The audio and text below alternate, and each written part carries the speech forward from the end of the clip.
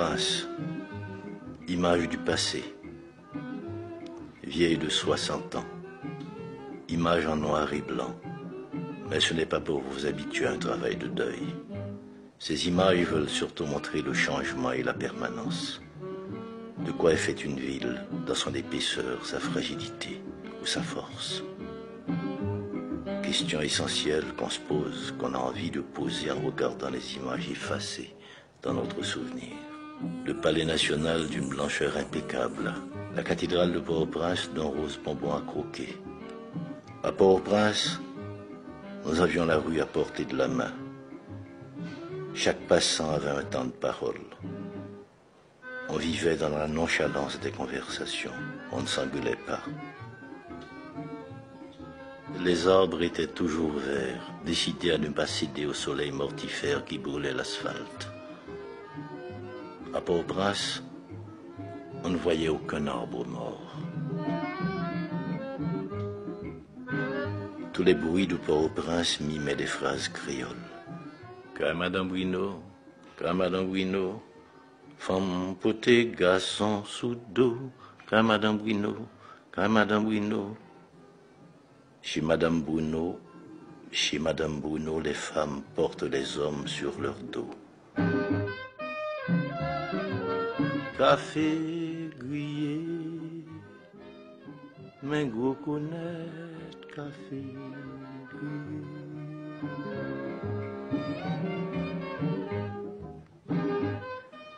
Sous les vérandas, les adultes jouaient aux cartes ou aux dominos.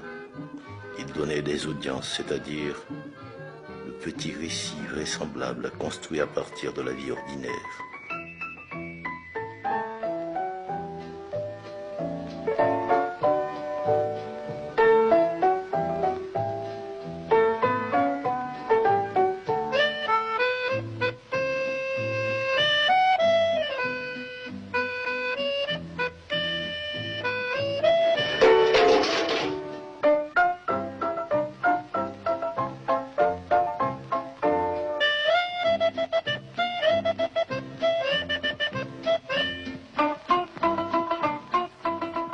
Je viens dans ma ville qui se fait ville, parce que chanter, nommer, rêver, nous dit Anthony Phelps.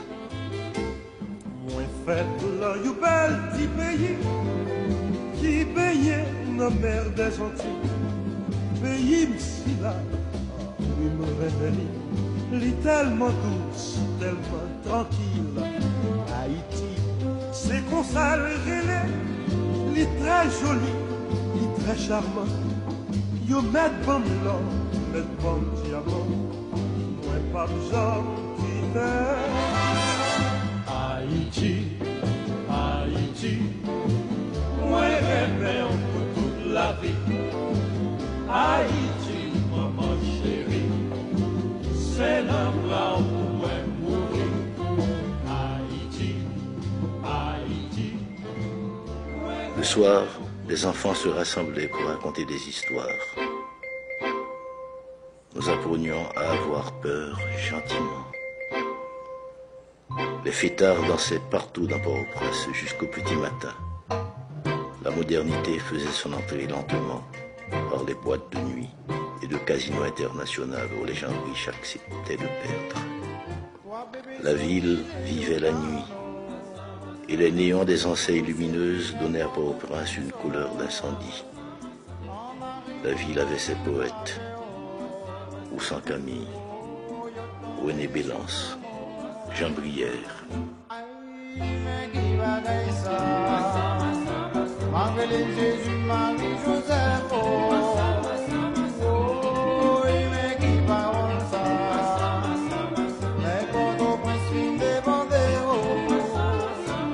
Au matin, le centre-ville de Port-au-Prince, quadrillé comme un cahier d'épicier, se laissait voir.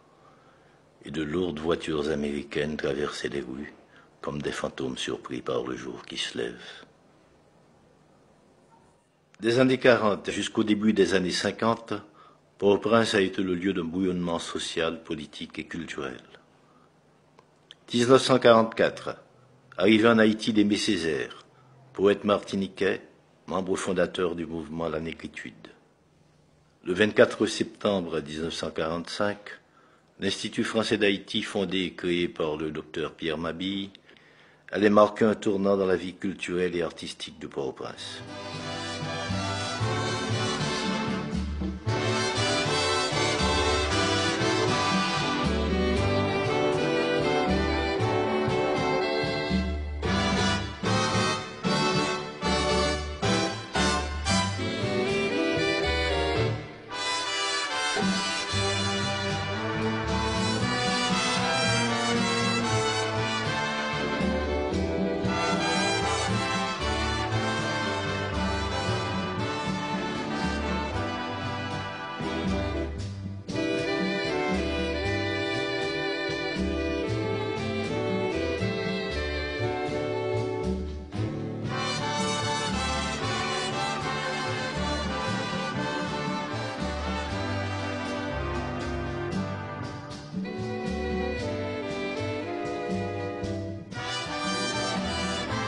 Le 4 décembre 1945, séjour d'André Breton en Haïti.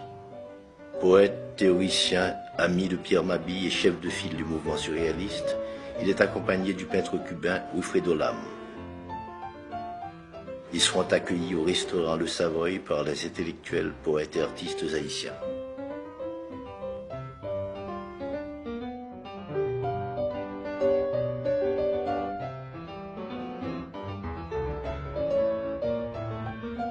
André Breton, dans son discours au Savoy, nous dit ceci.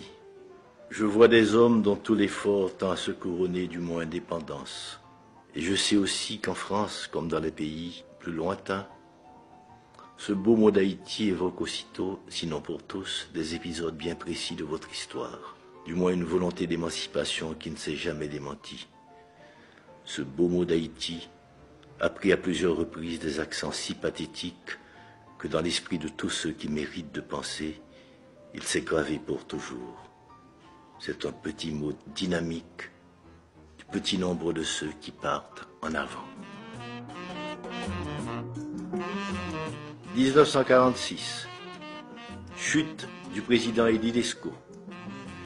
1949. Célébration du bicentenaire de la ville de Port-au-Prince sous le gouvernement de Dumarsais-Estimé.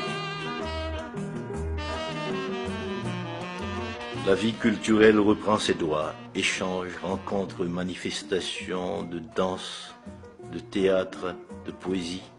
L'Institut français quitte ses anciens locaux de l'avenue Charles Sommer pour se reloger au pavillon de France, construit à l'occasion de la grande exposition internationale de 1949, où il poursuivra ses activités jusqu'en 1999.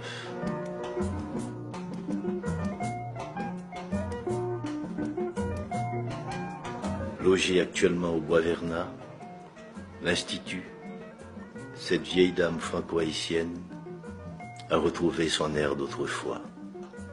Elle semble même prête à s'accorder aux promesses du tricentenaire de cette ville, Port-au-Prince, qu'il a vu naître.